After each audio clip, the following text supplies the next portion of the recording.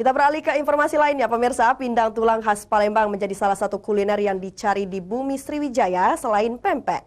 Menggunakan tulang iga sapi premium dan kuah rempah berlimpah, membuat pindang khas Palembang menggoyang lidah Anda. Apalagi kuah hangatnya bisa menyegarkan tubuh Anda.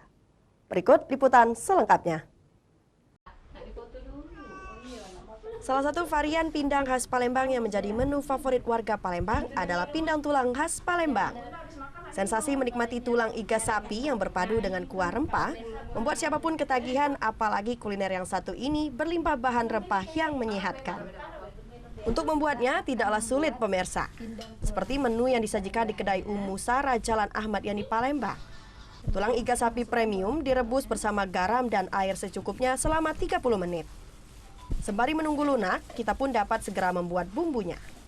Cabai merah, bawang putih, jahe, dan kunyit dihaluskan dengan menggunakan blender, kemudian dimasukkan dalam mangkok kecil. Selanjutnya, masukkan bumbu rempah tadi ke dalam tulang iga sapi yang sudah lunak setelah direbus. Langkah berikutnya, masukkan serai yang sudah digeprek, lengkuas, daun salam, irisan nanas, air asam jawa, garam, gula, kaldu sapi, kecap manis, dan kecap asin.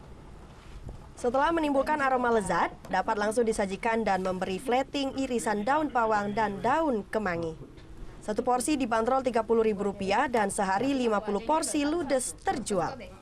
Kalau kita jualnya Rp30.000 itu udah include nasi, sambal, sama lalapan. Per hari berapa banyak sih yang laku? Biasanya sekitar 30-50 porsi. Nah, kalau jualnya gimana? Kita sejauh ini masih sistem PO ya. Para pelanggan yang sudah mencicipi umumnya kembali mengulang karena ketagihan. Dagingnya lembut, terus bumbu-bumbunya kerasa banget. Kuahnya gimana? Kuahnya sedap, asamnya ada, manisnya ada. Nah pemirsa, jika Anda sedang berkunjung ke Palembang, menu pindang tulang khas Palembang ini wajib Anda nikmati ya, atau Anda bisa membuat sendiri di rumah.